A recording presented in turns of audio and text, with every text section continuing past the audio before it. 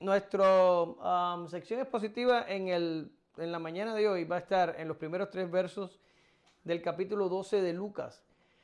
Y voy a estar predicando bajo el título Jesús advierte sobre la hipocresía de los fariseos. Ese va a ser el título. Así que sin más demora vamos a leer nuestro texto de oro que se encuentra en Jeremías 23 del 12 al 15. Si no puede llegar rápidamente allí en su Biblia, está en la pizarra. Dice así: por tanto, su camino será como resbaladeros en oscuridad. Serán empujados y caerán en él, porque yo traeré mal sobre ellos en el año de su castigo, dice Jehová. En los profetas de Samaria he visto desatinos. Profetizan en nombre de Baal e hicieron errar a mi pueblo Israel. En los profetas de Jerusalén he visto torpezas, cometían adulterios y andaban en mentiras y fortalecían las manos de los malos para que ninguno se convirtiese de su maldad. Me fueron todos ellos como Sodoma y sus moradores como Gomorra.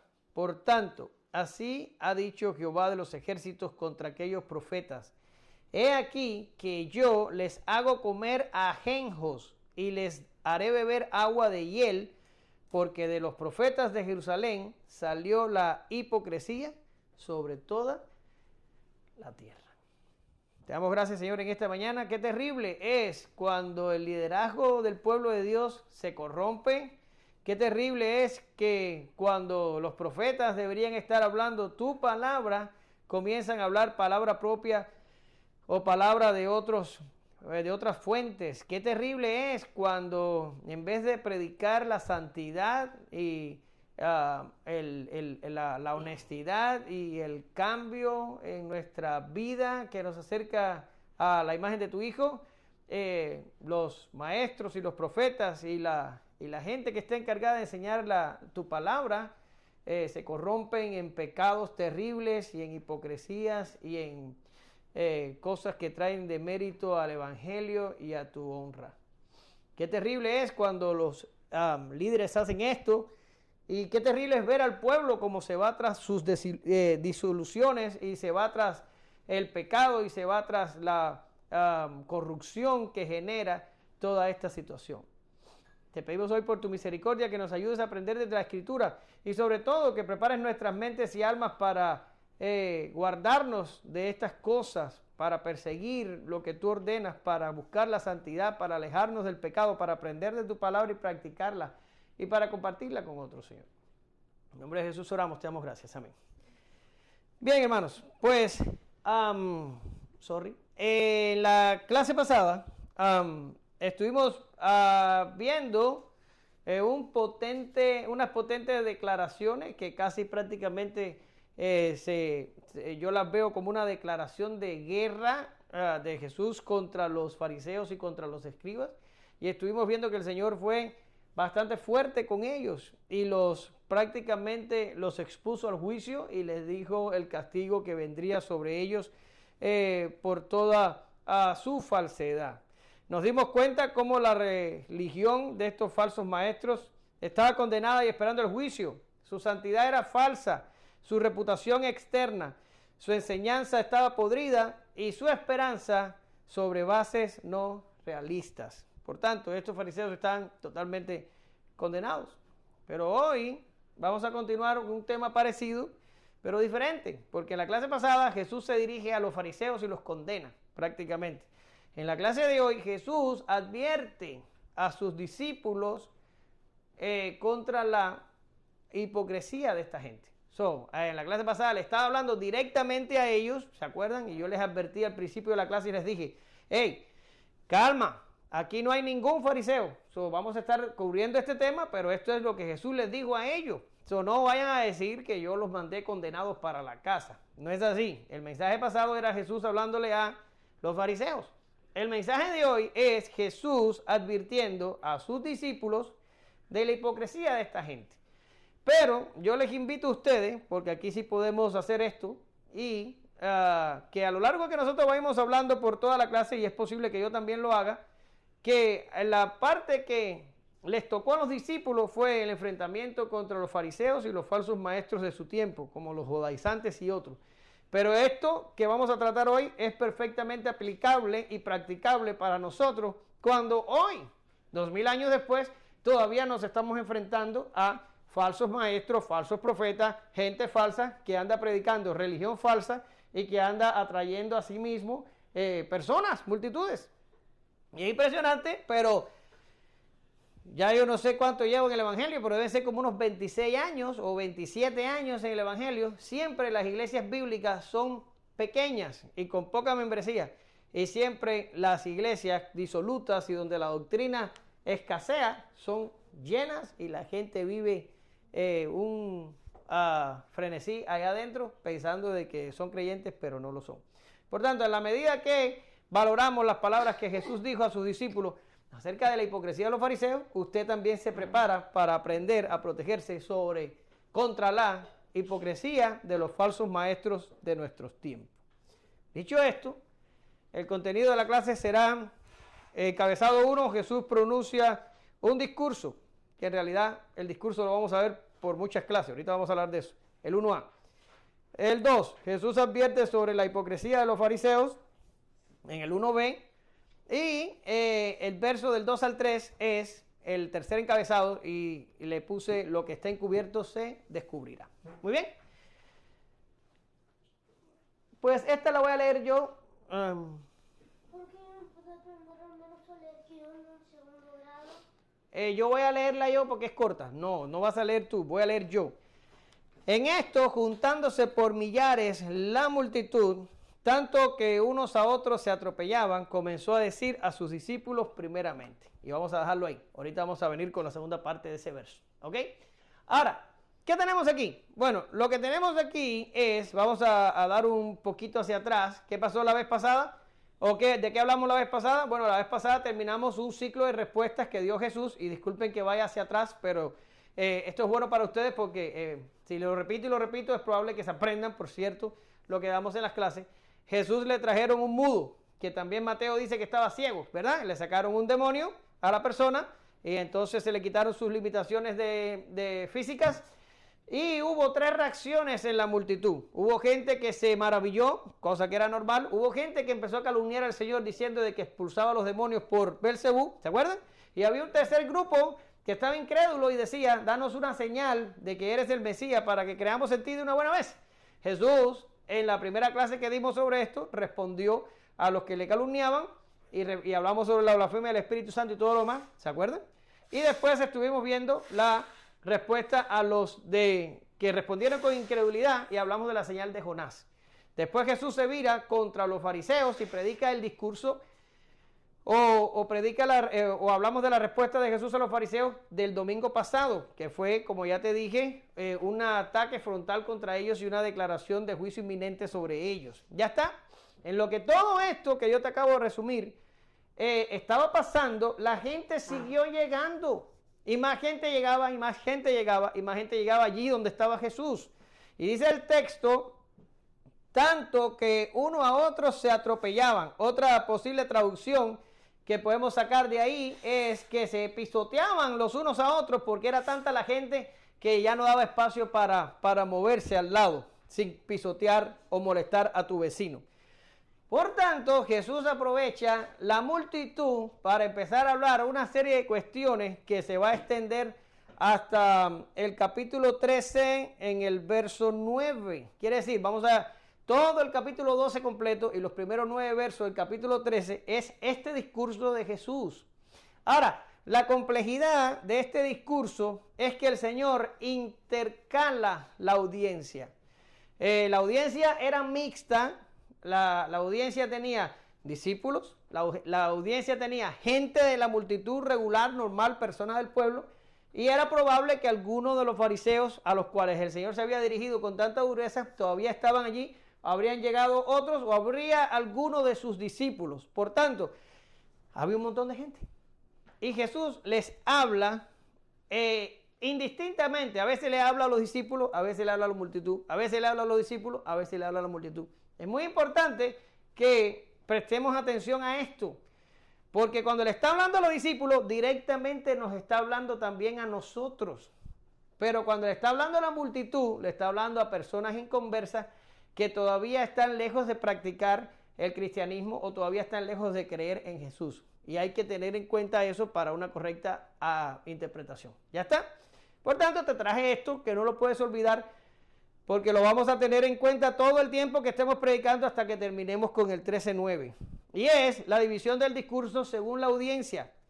En los primeros 12 versos del capítulo 12, Jesús le habla a discípulos. Hoy, ¿a quién le está hablando Jesús en los primeros 3 versos? A discípulos. Y en las próximas clases que estaremos hablando, ¿a quién le va a estar hablando? A discípulos. ¿Ya? Pero ya en el 13, en el verso 13, del 13 al 21, cambia y le va a empezar a hablar a la multitud. ¿Ya? Y después regresa en el 22 y del 22 al 48 le va a estar hablando de nuevo a discípulos. Y ya desde el 12:49 hasta el 13:9 le va a estar hablando a la multitud. ¿Sí? Todo eso es importante tenerlo en cuenta para tener una adecuada interpretación de lo que está pasando aquí. Acuérdense que interpretar la escritura es dilucidar qué es lo que el escritor original le quiso decir a los oyentes originales. Y tenemos que tener esto en cuenta. ¿Ya está? Ahora, dicho esto, la multitud se había acumulado, teníamos tanto presencia de fariseos como de gente normal del pueblo y como también discípulos. El Señor se vira, el texto dice, le dijo a sus discípulos primeramente, quiere decir, a los primeros que le habló fue a los discípulos, ¿ya? Y Jesús comienza diciéndole acerca de que tenían que guardarse de la hipocresía de los líderes religiosos, y esto es lo que nos lleva al próximo encabezado, que yo también lo voy a leer. ¿Ya? Dice así, que es la segunda parte del verso 1. Dice, guardaos de la levadura de los fariseos, que es la hipocresía. ¿Ya está? Clarito. El Señor aquí andaba en este tiempo lineal, no se andaba con tapujos. Guardaos de la levadura de los fariseos, que es la hipocresía. Ahora, vamos a hablar un poquito de la palabra levadura. La levadura en el Nuevo Testamento se relaciona con el pecado, se relaciona con la falsa enseñanza y en este caso, en el que vamos a estar hablando hoy, se relaciona con la hipocresía. En las Escrituras, en general, la levadura es un símbolo de corrupción e infección. ¿Ya está? Si valoramos este pasaje que tenemos aquí en 1 Corintios 5, del 6 al 8, dése cuenta cómo la levadura es identificada con el pecado y la corrupción. Y dice Pablo, ¿no es buena vuestra jactancia? ¿No sabéis que un poco de levadura leuda toda la masa? Limpiaos pues de la vieja levadura para que seáis nueva masa, sin levadura como sois, porque vuestra Pascua, que es Cristo, ya fue sacrificada por nosotros. Así que celebremos la fiesta, no con la vieja levadura, sino ni con la levadura de la malicia y de la maldad, ¿se da cuenta? Sino con panes sin levadura, de sinceridad y de verdad. Cosas opuestas a la hipocresía. ¿Ya está? Ahora, si valoramos este otro texto de Mateo 16, del 11 al 12, dice, ¿cómo es que no entendéis de que no fue por el pan este es Cristo hablando, que os dije que os guardaseis de la levadura de los fariseos y los saduceos? Entonces entendieron que no les había dicho que se guardasen de la levadura del pan, sino de la doctrina de los fariseos y de los saduceos. Aquí en este pasaje la levadura se está refiriendo a falsa enseñanza. Pero le puse un confer allí y si va a Gálatas 5:9, lo que no lo puse para no hacer más largo esto, usted va a encontrar otro texto de Pablo usando la levadura como símbolo de la falsa enseñanza. Ahora, esto te lo enseño como un bonus, como un extra, para que más o menos entiendas por fin las aplicaciones que tiene la levadura en la Escritura. Pero realmente no nos importa, porque Jesús dijo exactamente lo que quería decir. Él dijo, guárdense o guardaos de la levadura de los fariseos, que es, ¿qué? La hipocresía. Quiere decir, el Señor aquí ahora no está hablando de falsa enseñanza. El Señor aquí ahora no está hablando de pecado, de malicia y de maldad. El Señor directamente, perdón, está diciendo, guardaos de la hipocresía de los fariseos. Directamente. ¿De qué vamos a estar hablando? Vamos a estar hablando de que los discípulos debían guardarse de la hipocresía de los fariseos, como nosotros, los creyentes hoy, debemos guardarnos de la hipocresía de los falsos maestros. ¿Ya está? El problema de los fariseos y de los escribas es que no había una relación entre lo que enseñaba y lo que vivían. Jesús los había acusado un poco antes de sepulcros que no se ven. Y yo se lo expliqué en la clase pasada. Un sepulcro que no se ve es un sepulcro por el que las personas pasan sin saberlo y quedan ritualmente contaminados. Por tanto, básicamente esta gente eran ¿cómo se dice? Como que diseminadores. Sorry, es que ya el inglés, ya estoy diciendo que se me olvide el español. De maldad, de contaminación, de pecado, de inmundicia, de corrupción. ¿Ya está? Eso lo vimos en la clase pasada.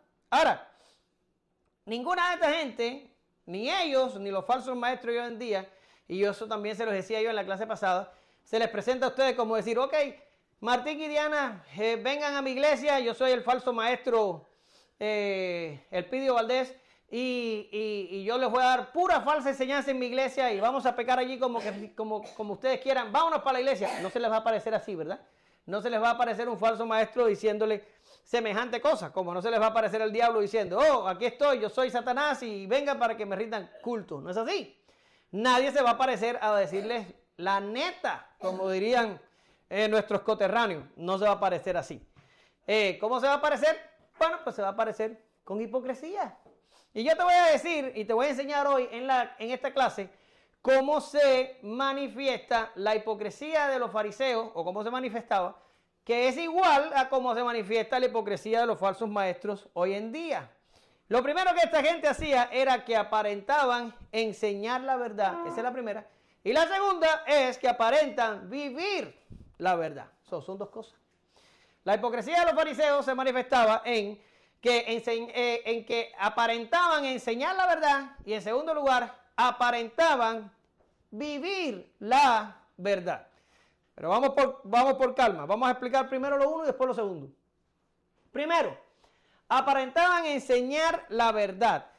Ahora, fíjate que te estoy diciendo, aparentan. Toda esa apariencia no es que están enseñando la verdad. Ellos aparentan que están enseñando la verdad. Y la verdad, entre comillas, de esta gente, como la de todos los falsos maestros, es una verdad por demás no verdad. Es una verdad falsa que se caracteriza por dos cosas generales, pero que siempre van a estar presentes en el movimiento que usted agarre. No importa el que sea. Usted puede agarrar desde una falsa religión pseudocristiana hasta irse allá a la India y buscar las 1000 religiones que puede haber por allá y aplicarle estos principios y va a ser lo mismo. En una falsa enseñanza, usted siempre va a encontrar que esta gente enseña mandamiento de hombre y en segundo lugar, bueno, el segundo lugar te lo digo ahorita porque en la diapositiva nada más cupo uno. En primer lugar, enseñan mandamientos de hombres. Ahora, no es tanto así como que a ellos se les ocurren los mandamientos y te los tiran por la cabeza. No, no es así. Ellos leen la Biblia y cuando leen la Biblia a ellos se les ocurre una mejor versión de lo que está en la Biblia. Quiere decir, ya esto se lo expliqué la clase pasada, llevan el mandamiento al extremo, le dan un cumplimiento extremo al mandamiento. ¿Se acuerdan cuando hablamos de lavarse las manos? ¿Quiénes eran los que se tenían que lavar las manos en el Antiguo Testamento? Ya lo vimos. ¿Quiénes eran? Los sacerdotes. Tenían el lavacro, la fuente aquella de agua para lavarse cuando iban a hacer determinados ritos dentro del tabernáculo. Pero vinieron esta gente, se lavaban las manos y también se lavaban los pies. Vinieron esta gente y dijeron, ¿sabes qué? No, solo los sacerdotes no. El pueblo entero, ahora todo el mundo se tiene que lavar las manos. ¿Se dan cuenta? Cogen el mandamiento que era para unos sacerdotes, para los sacerdotes, y lo extienden y lo generalizan con autorización ¿de quién? Con autorización de nadie. Ellos siguen las locuras de su mente y le dan ese tipo de aplicaciones a los pasajes. Bien, aquí tengo un texto para ti. Míralo. Dice, entonces el Señor le respondió y dijo, hipócrita. ¿Se da cuenta como el Señor les dice hipócrita? Cada uno de vosotros no desata en el día de reposo su buey o su asno del pesebre y lo lleva a beber.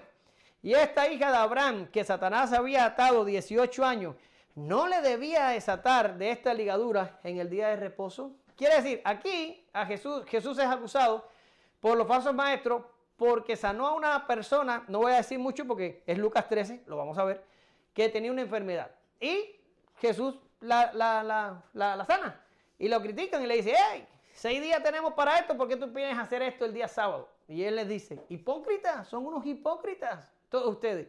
Han cogido el mandamiento del sábado, lo han cambiado tanto que ya no se parece a la cosa por lo cual yo lo instituí, porque yo soy el Señor del sábado. Deberías ir a la Escritura y mirar lo que significa. Sin embargo, ustedes cogen el mandamiento y lo extremizan para entonces parecer que están enseñando la verdad. Esa es la primera cosa que hacen los falsos maestros. Enseñan mandamientos de hombres. Hermanos, acostúmbrese a esto. Cuando te dicen una cosa, di, ¿qué dice la Biblia? Si yo ahora voy a México y le digo, todo el mundo tiene que venir aquí con un velo. Ya saben que hay religiones que lo tienen. Las mujeres se ponen un velo blanco, raro, así, bien. Todo el mundo viene con un velo. ¿Qué me van a decir ustedes? Bueno, ¿y dónde dice la Biblia que tenemos que venir con un velo? O los hombres tienen que traer no sé qué. Bueno, ¿y dónde dice la Biblia que los hombres tienen que traer no sé qué? Esa es la pregunta que nosotros como creyentes tenemos que hacernos siempre. Cuando alguien se para aquí a hablar. Oh, tú me estás diciendo eso, ¿sí? ¿Y dónde está en la Biblia? ¿Dónde lo dice la Biblia? ¿Cómo lo dice la Biblia? Enséñame el pasaje que lo dice en la Biblia.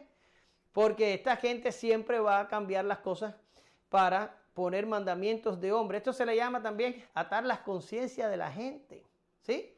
Viene aquí, te lleno de reglas y te lleno de cosas y no puedes hacer esto y no puedes hacer lo otro. Y te vuelvo loco, con una religión falsa y te ato tu conciencia y te prohíbo 1000 cosas. ¿Por qué razón? Porque soy un falso maestro. Enseño mandamientos de hombres que no están en la Escritura. No están en la Escritura. Lo segundo y lo más importante, los falsos maestros siempre van a enseñar una salvación por obras. Y yo pongo aquí en mis apuntes, partían del hecho que podían ganar y mantener el favor de Dios por medio de ritos humanos. Ellos pensaban que eran inherentemente buenos y justos. Y escuche esto, que está importante. Mire lo que pongo aquí. Digo, toda religión que parte del hecho que podemos hacer algo que nos haga digno de recibir algo de parte de Dios está condenada al fracaso y su trastorno antropológico linda en los límites de la fantasía. Quiere decir que nosotros, hombres pecadores, malvados, depravados, contaminados por el pecado, pensemos que haciendo un ABC de pasos, que manteniendo ciertos ritos y ciertas conductas, podemos aplacar la justicia de un Dios santo, el cual hemos violado con cada respiración de nuestra vida, y que más aún podamos alcanzar un favor salvífico de ese Dios. Eso es tan irreal como cualquier cuento que leyeron ustedes cuando eran niños de Alicia en el País de las Maravillas y todas esas tonterías que uno lee cuando niños somos. Esto es fantasía. ¿Cómo tú vas a pararte y con qué mérito vas a pararte delante de Dios? ¿Cómo? ¿Cómo le vas a explicar? ¿Cómo le vas a decir? Mira, de esta manera planeo salvarme, como hacían los egipcios en algún tiempo de la historia egipcia, porque la historia egipcia es larguísima y complicadísima y cambia con el tiempo. Los ricos eran los que se salvaban, porque llegaban y las riquezas que tenían en la vida terrena les servían para hacer el tránsito hasta la eternidad. Yo digo, qué ridículo es que un Dios eterno y poderoso necesite que la gente le dé riquezas de una vida terrenal que Él mismo creó. Es ridículo. Por tanto, pensar que nosotros podemos ganar el favor de Dios por medio de cosas que hagamos, eso es pura fantasía. Esa es la peor antropología posible, y era la antropología de esta gente. Miren lo que dice Lucas 18:9. A unos que confiaban en sí mismos como justos y menospreciaban a los otros, dijo también esta parábola. Olvídese la parábola, la vamos a ver en Lucas 18 y algún día vamos a llegar ahí. Pero ¿qué dice el texto? Dice, a unos que confiaban en sí mismos como justos. Quiere decir, los fariseos y los falsos líderes religiosos de Israel que le tocó vivir a Jesús eran gente que creían que eran justos, pero justos por ellos mismos. Ellos podían hacer cosas, podían tener prácticas que le garantizaban una justicia inherente. Nosotros los creyentes sabemos que nuestra justicia, lo dice Isaías, es como ¿qué? Es como trapos de inmundicia. Y si confiamos en una justicia para obtener la salvación, o la justicia en la que confiamos cuando obtenemos la salvación, es la justicia ¿de quién? La justicia de Cristo. Lutero decía que era una justicia extranos, por fuera de nosotros, alien, que no nos pertenece, que no es nuestra y que nos es imputada en un arreglo eterno. Porque Dios quiso, le dio nuestra contaminación y pecado al Hijo y a Jesús, no al Hijo, a Jesús, y entonces agarró de Jesús la justicia perfecta y nos las imputó a nosotros. Ya está. Ahora, esta gente no solo aparentaban enseñar la verdad, sino, lo segundo, aparentaban vivir la verdad. Ellos no solo enseñaban algo que ellos decían que era verdad, ellos trataban de dar la apariencia de que lo vivían. Ahora, dos características tienen los falsos maestros cuando de aparentar se trata en cuanto a vivir lo que predican. Aunque yo te voy a decir una cosa, esto era para los tiempos de los fariseos, pero sinceramente en estos tiempos los falsos maestros son tan descarados que ya ellos ni se preocupan por aparentar nada. Tú le ves la ferocidad y la voracidad en su propia cara, no tienen ni siquiera que esforzarte. Hay algunos que tienen 2 y 3 divorcios y siguen pastoreando y siguen enseñando, y hay algunos que en vez de predicar la palabra de Dios es pura avaricia y pura cosa material y pura cosa de prosperidad y tontería, que tú no te tienes que esforzar, no tienes ni que decir, no, ya en estos tiempos ni siquiera lo disimulan. Son falsos maestros y no aparentan. Por lo menos los fariseos se preocupaban de aparentarlo. Esta gente de hoy nuestra no. Pero bueno, vamos viendo a los fariseos. ¿Cómo aparentaban ellos vivir la verdad? Mira aquí, excesiva preocupación por lo externo. Era gente que se preocupaba demasiado por el cómo la gente me ve, cómo la gente me percibe. Y mira lo que yo te estoy poniendo ahí y mide mis palabras, porque lo estoy haciendo con mucho cuidado, porque usted dice, bueno, pues Omar dijo que no hay que preocuparse por lo externo y yo me voy a vestir como a mí me dé la gana porque no importa la imagen que yo transmita a las demás personas. No, yo no estoy diciendo eso. Yo te estoy poniendo ahí excesiva, y esa palabra está puesta ahí a propósito. Excesiva preocupación por lo externo. ¿Ya? La verdad cruda es que en el interior de estos fariseos el pecado los desbordaba. Por eso ellos trataban de llevar rígidas apariencias externas que expresaran lo contrario. Esto ya te lo expliqué en clases anteriores. Este era el mismo impulso que tuvo Adán y Eva cuando ¡bum!, se vieron que estaban desnudos, cometieron el pecado y vieron su desnudez. Y cuando lo vieron, ¿qué hicieron? Dijeron, vamos a ponernos delantales para que no se vea nuestra desnudez. Pero yo te voy a hacer una pregunta. ¿A quién más en el huerto podía ver la desnudez de Adán y de Eva? ¿Quién más? Sí, había una persona más que podía verles. Dios. Porque los animales no tenían que preocuparse, ¿verdad? Nunca tú te quitas la ropa a tu perro y el perro no te dice, hey, vete a vestirte que tú haces desnudo. El perro no le preocupa, el perro no entiende, el perro no sabe, ni ningún animal sabe si tú estás desnudo, si no lo estás. La desnudez es un problema moral y los animales no tienen moralidad. Pero ¿quién era la otra persona en el huerto que podía ver la desnudez de la pareja humana? Pues Dios, era el único, no había más gente. Pero yo te voy a decir una cosa, ¿podía el delantal aquel de hoja disimular la desnudez de esta gente delante de Dios? ¿Qué te puedes poner tú o yo? ¿De qué manera puedes tú hacer algo en tu vida o en tu apariencia externa que cuando Dios te mire no vea la corrupción, el pecado y todo lo que tú tienes metido en cada una de las porciones de tu alma? Para Dios estamos totalmente desnudos.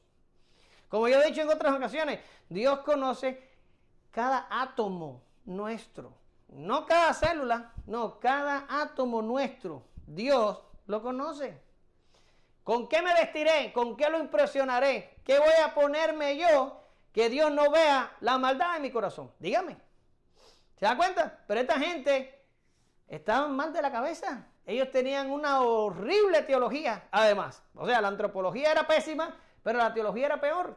Porque pensaban que poniéndose 4 o 5 trapos y 4 o 5 mamelucos. ¿Usted entiende mamelucos? Sí, como cualquier ridiculez en el atavío. Y cualquier cosa rara, ya iban a resolver el problema de la santidad y de la apariencia. ¿En serio? ¿Dios te ve? Así, ¡guan! Dentro, directo. Veo que dice el texto. Guías ciegos, que coláis el mosquito y tragáis el camello. En cubano significa, guía ciego, que vas de lo sublime a lo ridículo. Hay de vosotros, escribas y fariseos hipócritas, porque limpiáis lo de fuera del vaso y del plato, pero por dentro estáis llenos de robo y de injusticia. Lo vimos en la clase pasada, ¿verdad que sí? Pero la otra cosa que hacen esta gente para aparentar vivir la verdad es que tienen, una práctica religiosa sectaria. ¿Sí? Tienen una práctica religiosa sectaria. Tienden a reconocerse como los dueños absolutos de la verdad y tienen prácticas radicales y extremas que a la larga en la religión verdadera tiene una importancia secundaria y en la práctica no prometen resultados en cuanto a la piedad.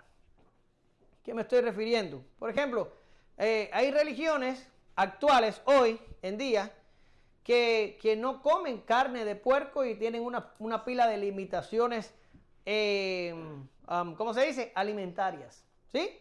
Y entonces ellos dicen, no puedes comer esto, no puedes comer aquello, no puedes tomar esto, no puedes tomar aquello, no puedes... Y tienen una dieta que la toman posiblemente del Antiguo Testamento, e imponen estas dietas sobre la congregación. Y ahí están los corderitos y las ovejitas diciendo, amén, sí, está bien, pues si tú no quieres que yo no coma, pues no como y ya, y no comen una pila de cosas, ¿verdad?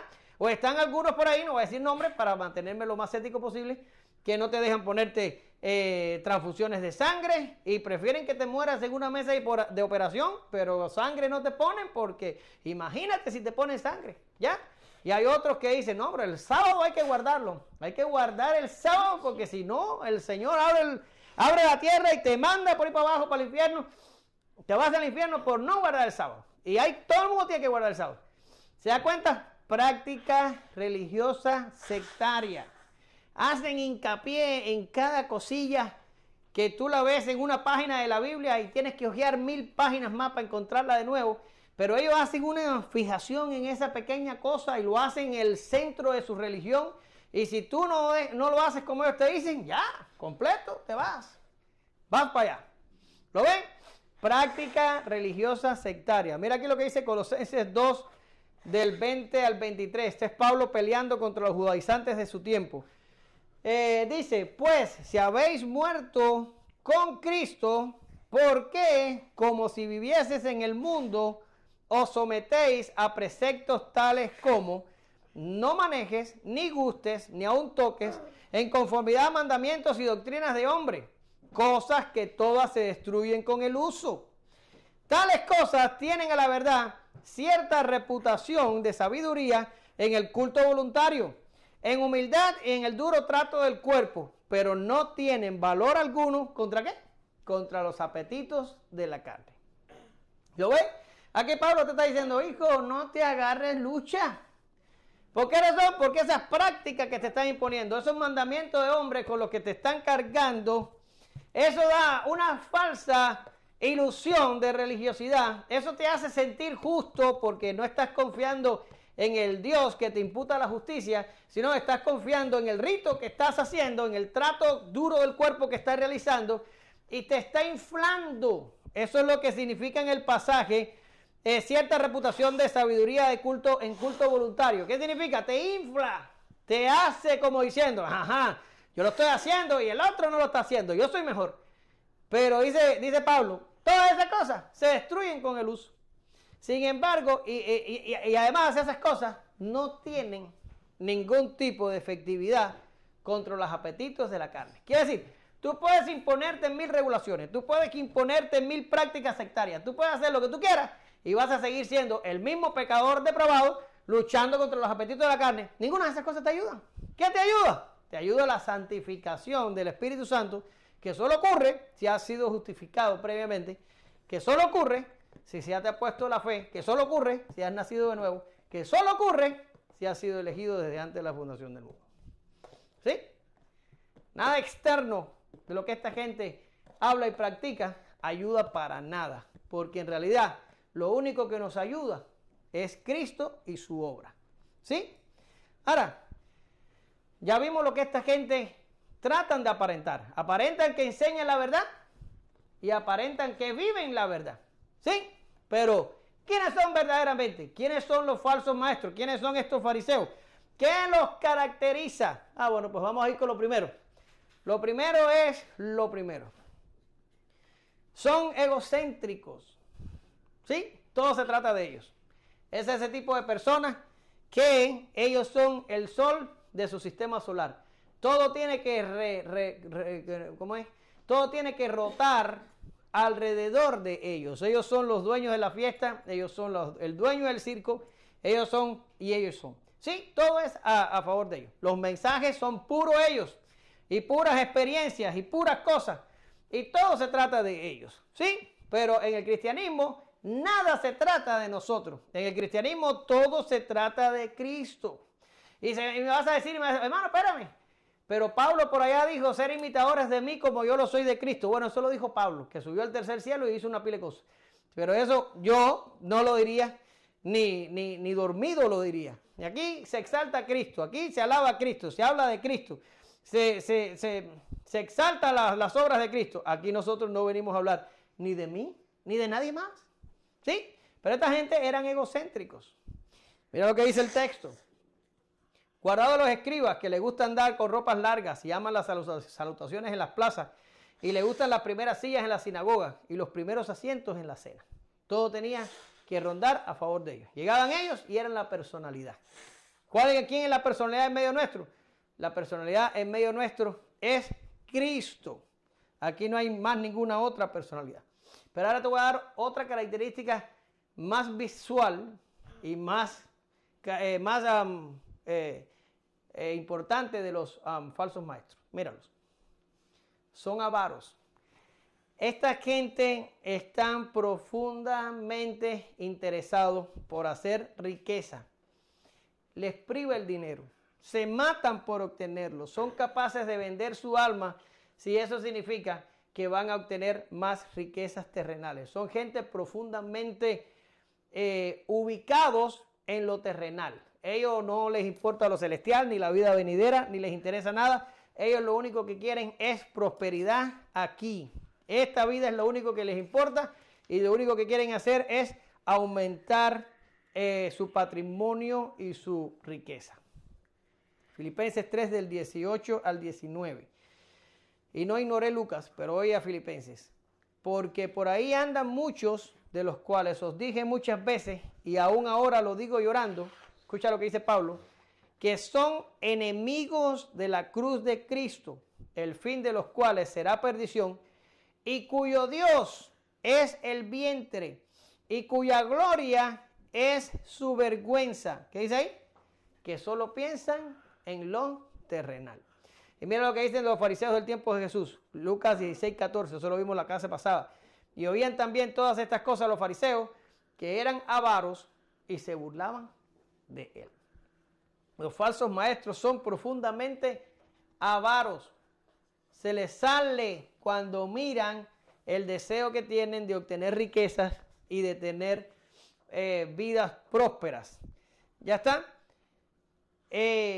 Tercera característica. Y esta es otra que no se te puede olvidar, porque esta es tan usual. Los falsos maestros tratarán de manipular. Son gente muy manipuladora. Son gente que te ponen una cara para engatusarte y después cuando ya te tienen en su mano, te sacan la verdadera cara cuando ya estás atrapado y te quedan pocas opciones. son gente profundamente manipuladora.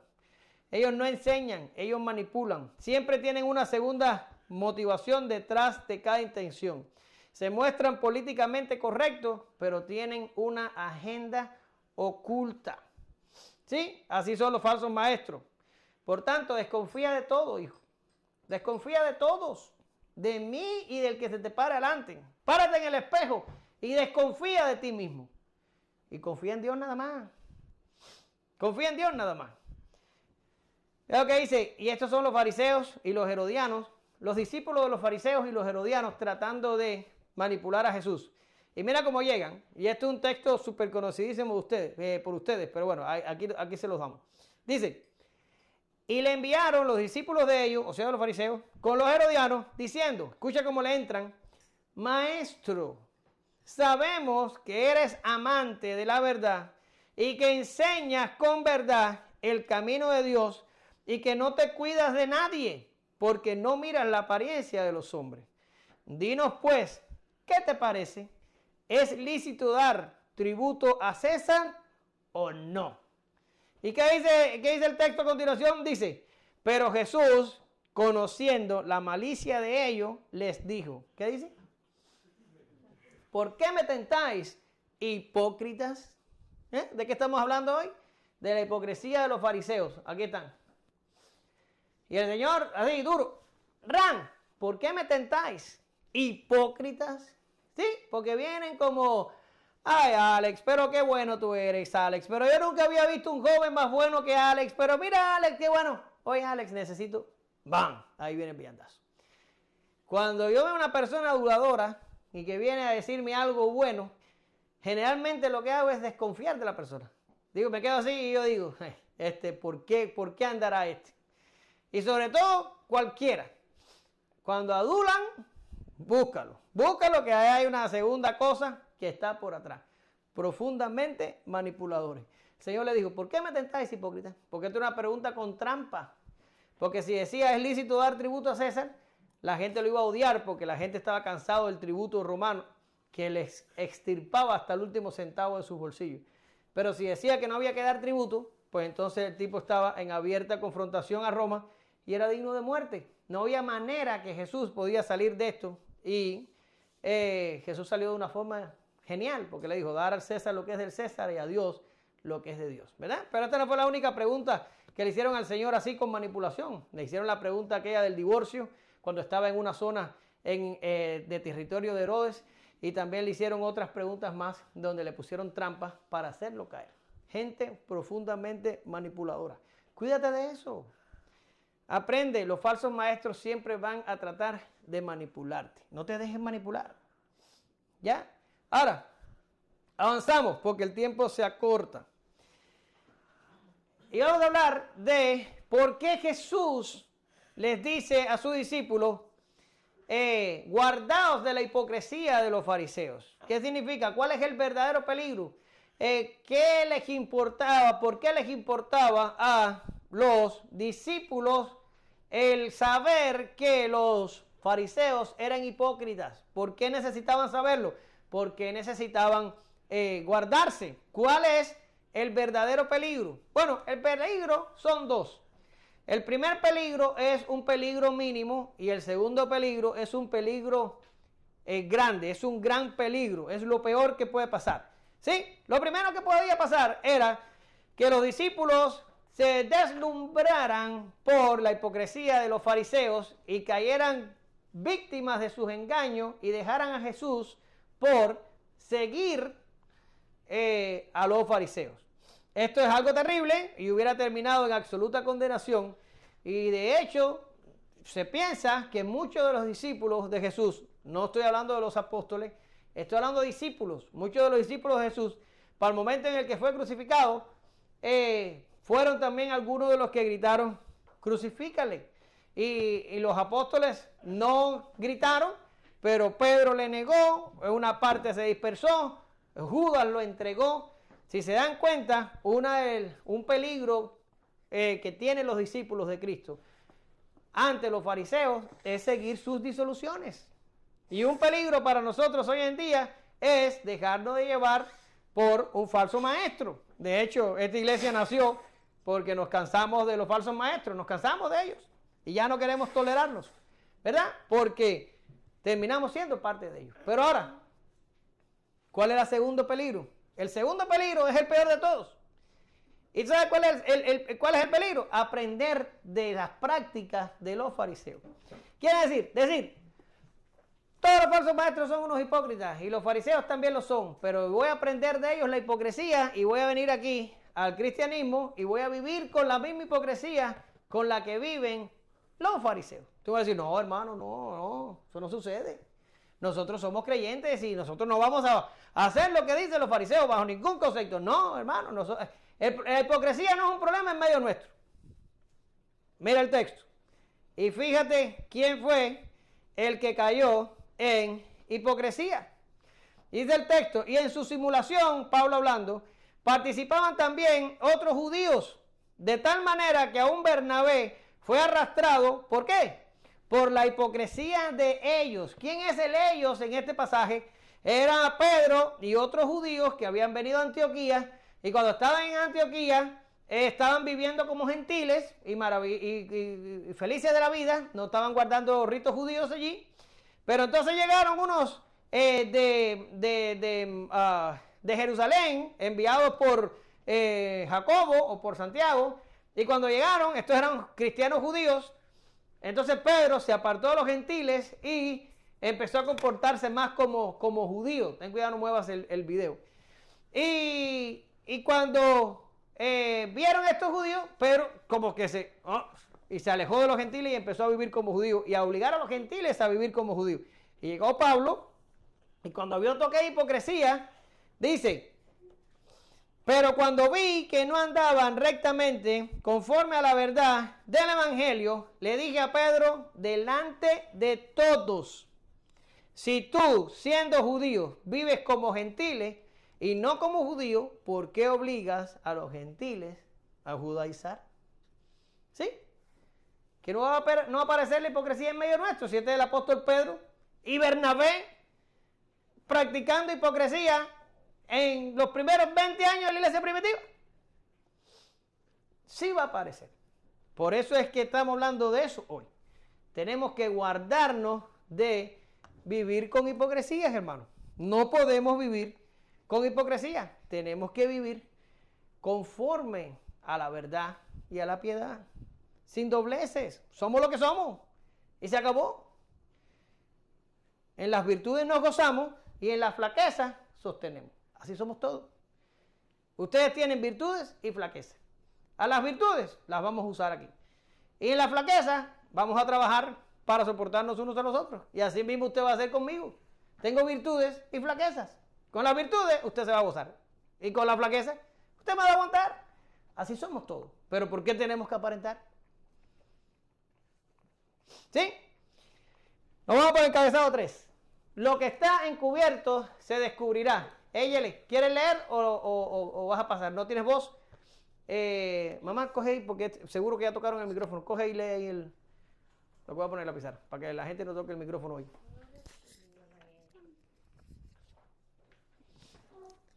Porque nada hay encubierto que no haya de descubrirse, ni oculto que no haya de saberse. Por tanto, todo lo que habéis dicho en tinieblas, a la luz se oirá, y lo que habéis hablado al oído en los aposentos, se proclamará en las azoteas. Muy bien. Hay algunos comentaristas que creen que aquí Jesús está diciendo que no necesitamos andar con hipocresías porque todo se va a saber. Pues ¿para qué tanta aparentadera si al final todo se va a saber? Ahora, yo discrepo de esa interpretación. No me gusta interpretar ahí que Jesús está hablando de hipocresía. ¿Por qué razón? Porque aunque pega con lo que hemos estado hablando en toda la mañana, no pega con lo que hemos venido hablando por las últimas 4 clases. ¿Ya? Y la hipocresía es algo aquí secundario, no es el tema de todo lo que hemos estado diciendo en las últimas clases. Quiere decir que si interpretamos este pasaje como que está hablando de la hipocresía, estaríamos diciendo que la aplicación del pasaje solo tiene que ser alrededor de un tema que Cristo acaba de introducir. ¿Ya? El Señor terminó de hablar los ayes contra los fariseos y los escribas, y entonces le dijo a sus discípulos, guardaos de la hipocresía de los fariseos. Y entonces, acto seguido, dice esto, y esto se está refiriendo a la hipocresía, difícilmente. Ahora, ¿de qué está hablando Jesús aquí? Bueno, para poder entender tenemos que ir al contexto, y tenemos que entender que la hipocresía acaba de salir, pero hay un tema anterior que viene, ¿desde dónde? Desde el exorcismo de aquella persona que le trajeron mudo y ciego al Señor. ¿Qué es lo que pasó allí? Bueno, pues ya te lo expliqué al principio de la clase. Había un grupo en la multitud que estaba diciendo que Jesús hacía eso con el poder de Beelzebú, y estaba otro grupo incrédulo diciendo, bueno, si es el Mesías, que nos haga una señal para de una vez entonces poder creer. Entonces, ¿qué es lo que se está refiriendo a que nada haya encubierto que no haya de descubrirse, ni oculto que no haya de saberse? ¿A qué se está refiriendo el Señor? Bueno, el Señor se está refiriendo a dos cosas. Y la primera es la naturaleza y obra de Jesús. A esto es lo que está refiriéndose el Señor. ¿Cuál sería la interpretación del pasaje? El Señor le dice a los discípulos, guárdense de la hipocresía de los fariseos, porque lo que los fariseos están intentando hacer, y lo ves con lo que ha pasado con el exorcismo, lo que los falsos maestros de Israel están tratando de hacer es que la gente no crea el mensaje de Jesús, que la gente no vea a Jesús como el Mesías, que la gente no vaya tras Jesús. Esto es lo que los fariseos están haciendo. Y le están diciendo a la gente, hey, no creas en él. Él hace eso con el poder de Beelzebú. Y esa es una de las calumnias que iban a inventar ellos en contra de Jesús. Después de la resurrección, los jefes judíos dijeron que los discípulos habían robado el cuerpo y que en verdad no había resucitado. ¿Ya? Y miles de mentiras inventaron en el tiempo en que Jesús caminó entre ellos. Ahora mira el texto que te traigo. Juan 8, del 52 al 53. Dice los judíos. Entonces los judíos le dijeron, ahora conocemos que tienes demonio. ¿Está oyendo eso? Abraham murió y los profetas, y tú dices, el que guarda mi palabra nunca sufrirá muerte. ¿Eres tú acaso mayor que nuestro padre Abraham, el cual murió y todos los profetas murieron? ¿Quién te haces a ti mismo? ¿Sí? La tarea de esta gente, de estos estudiosos del tiempo de Jesús, era desvirtuar la gente de la persona y de la obra de Jesús. Trataban de ocultarlo, trataban de enterrarlo, trataban de desaparecerlo, trataban de que la gente no corriera tras de él. Porque la verdad era que cuando la gente se acercaba a él, la gente terminaba entendiendo que Jesús era el Hijo de Dios. ¿Acaso no se lo dijo Pedro? ¿Y vosotros qué pensáis que soy yo? Y le digo, bueno, pues tú eres el Cristo, el Hijo del Dios viviente. Le dijo así, ¿verdad? Ya se lo vimos en clase. La gente normal, la gente trivial, la gente sin letras, la gente que con sinceridad se acercaba al Señor, terminaba viendo cuál era la naturaleza de Jesús y terminaba entendiendo cuál era la obra de Jesús. Pero los para decirlo de alguna manera, los bárbaros de la enseñanza y el very top de la sociedad de Jesús, los más estudiados y los más titulados, decían que Jesús obraba por el poder de Satanás, que Jesús tenía demonios, que Jesús era un engañador y muchas más cosas todavía. ¿Se da cuenta? La hipocresía de los fariseos trataba de ocultar la naturaleza y obra de Jesús. Y Jesús le dice, pero no te preocupen, no se preocupen mis discípulos, porque el evangelio ahora está encubierto, pero el evangelio va a llegar el momento en que nada va a poder pararlo y todos van a saber y el evangelio se va a extender. Por ahora los fariseos están ganando, pero va a llegar el momento en el que no van a poder parar el evangelio. Y lo segundo, ya se los adelanté, soy pésimo respetando el orden del mensaje. Lo segundo que está escondido y que se va a manifestar es como tal el Evangelio, porque el Evangelio está estrictamente relacionado con la obra de Jesús y con la naturaleza de Jesús. Y dice aquí, diciéndole él, Lucas 11 del 53 al 54, se lo digo en la clase pasada, diciéndoles él estas cosas, los escribas y fariseos comenzaron a estrecharle en gran manera y a provocarle a que hablase cosas, acechándole, procurando cazar alguna palabra de su boca para acusarle. La misión de esta gente era parar a Jesús, era deshacerse de Jesús, era dejar el Evangelio muerto y enterrado en su mismo nacimiento. Sí, pero Jesús aquí dice, calmen, calmen. No hay fariseos, no hay escribas, no hay líderes judíos, no hay nadie que pare el Evangelio. No hay nada que pare el nacimiento de la iglesia. Lo que ahora está oculto se va a manifestar. Lo que ahora nosotros lo decimos en secreto va a ser gritado en las azoteas. El Evangelio va a ser imparable. Mire los textos que te traigo. ¿Te los traje todos? Sí, parece que sí te los traje todos. Dice Mateo 24, 12. Y será predicado este evangelio del reino en todo el mundo para testimonio de ¿quién? De todas las naciones. Y entonces vendrá el fin. ¿Dónde va a ser predicado el evangelio? A todas las naciones, a toda etnia. Hechos 1:8. Pero recibiréis poder cuando haya venido sobre vosotros el Espíritu Santo. Y me seréis testigos en Jerusalén, en toda Judea, en Samaria y hasta lo último de la tierra. El evangelio no lo iba a parar nadie. Romanos 1:16. Porque no me avergüenzo del evangelio, porque es poder de Dios para salvación a todo aquel que cree, al judío primeramente y también al griego. ¿Ya? Quiere decir, Jesús está diciendo, lo que ahora está oculto, lo que ahora están tratando de parar, lo que ahora están tratando de frustrar, en su mismo nacimiento, olvídense que no hay hipocresía, no hay pecado, no hay fariseo, no hay diablo que pare este evangelio. El evangelio se va a extender por todo el mundo y toda la gente va a conocer. ¿Sí?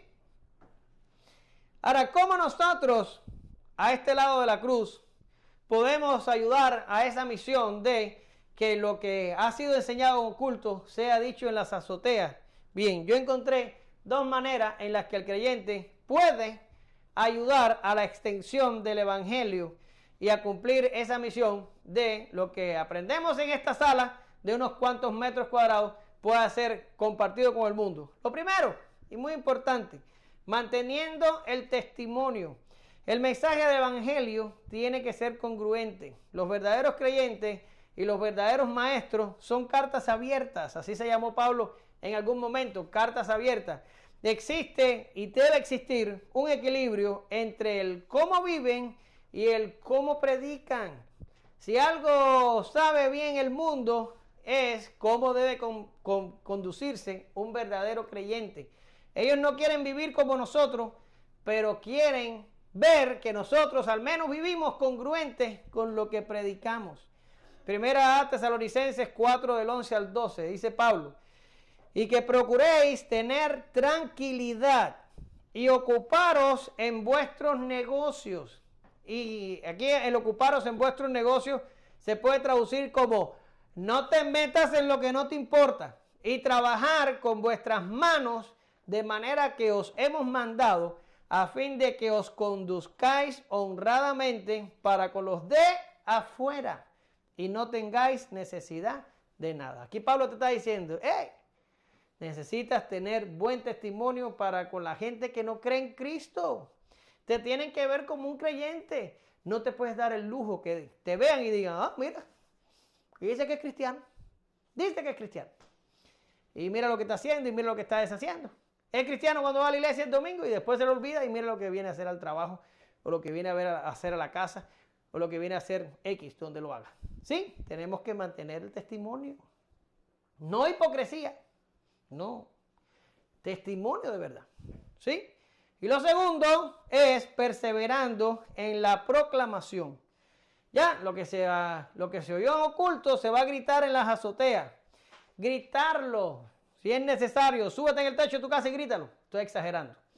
Ya, esa es la misión. Todos tienen que saber, hay que compartir el evangelio con la gente que no lo tiene. No lo pasé, ¿verdad? Sorry. Miren lo que dice Pablo. Y este texto de Pablo es glorioso, porque este es Pablo despidiéndose. No me acuerdo en qué ciudad estaba, creo que era Atenas, pero o Éfeso. No me acuerdo dónde estaba Pablo, pero Pablo estaba en un lugar de esto, yo creo que era Éfeso. Y se está despidiendo de los creyentes allí. Y mire lo que dice Pablo. Hechos 20 del 18 al 21. Dice, cuando vinieron a él, les dijo, vosotros sabéis cómo me he comportado entre vosotros todo el tiempo, desde el primer día que entré en Asia, sirviendo al Señor con toda humildad y con muchas lágrimas y con pruebas que me han venido por las acechanzas de los judíos. Y escucha ahora, y como nada que fuese útil, he rehuido de anunciaros y enseñaros, ¿dónde? Públicamente y por las casas, testificando a judíos y gentiles acerca del arrepentimiento para con Dios y de la fe de nuestro Señor Jesucristo. Es más, si usted lee eso, porque ese discurso de Pablo está impresionante, si usted lo lee un poquito más para adelante, Pablo le dice, miren que estoy libre de la sangre de todos, porque les he enseñado todo el consejo de Dios. Y uno dice, wow, yo soy responsable de la gente a la que le predico. Oh, sí. ¿Sí? ¿Y cuál es la responsabilidad que Dios me exige? Hablar todo el consejo de Dios, todo lo que la Biblia enseña. Me tengo que parar yo aquí y enseñarlo. Y Pablo dice, y no lo dice solamente por las casas. ¿Por qué dice por las casas? Porque las iglesias estaban en las casas. No, también lo hice públicamente, en las plazas, en los lugares públicos, donde estaba el peligro, donde podía haber persecución, donde me podían ver mis enemigos. Allí también me paraba y proclamaba el evangelio de Jesucristo, el arrepentimiento y la fe en el Señor. ¿Sí? Tenemos que perseverar en la proclamación y a veces necesitamos hacer esto, porque nos encontramos con la gente llena de necesidades, creyendo serie de sarta de tonterías, y vemos a la gente así y nos callamos y no decimos nada, nos volvemos mudos, y el Señor nos manda en que en todo momento que estemos, que seamos proclamadores del evangelio. ¿Sí? Una nueva era se vislumbra delante de los discípulos y de las multitudes que estaban frente a Jesús. La decadente religión de los escribas y fariseos y la hipocresía de ellos llegaría a extremos tan inusuales que terminarían matando al esperado Mesías. Estaban tan ciegos y confiados en sí mismos que pensaron que Jesús era un enviado de Satanás. Pero matar al Señor no fue todo, pues los jefes judíos y luego los judaizantes perseguirían a la naciente iglesia con ferocidad. Pero el Señor prepara a los suyos con antelación y les advierte de su hipocresía, de su falsedad, de sus obras muertas y de su mala intención. Y sobre todo les enseña que no podían imitar las conductas depravadas de ellos. No podía ser esa la actitud de los creyentes en la iglesia que ya afloraba. Los cristianos estarían llamados a vivir en un estándar más alto. Termino con esta pregunta. ¿Eres solo apariencia o eres un creyente de verdad?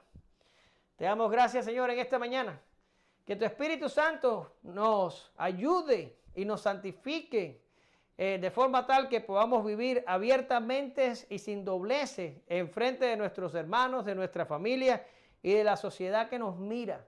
Y que podamos ser transparentes y que podamos por medio de tu Espíritu Santo lograr que donde quiera que estemos la gente pueda decir, ese es cristiano, y que no seamos como los falsos y que no seamos como los hipócritas y que no tratemos de exaltar a nadie más que a Jesús, porque solo Jesús debe ser exaltado en medio nuestro. Ayuda a Primera Iglesia Bautista a perseguir, Señor, la proclamación del evangelio y a hacerlo en todo tiempo, en todo lugar, aun cuando el peligro sea manifiesto, porque a eso nos has llamado, Señor, hasta que tú regreses a esta tierra o nosotros nos encontremos contigo por medio de la muerte.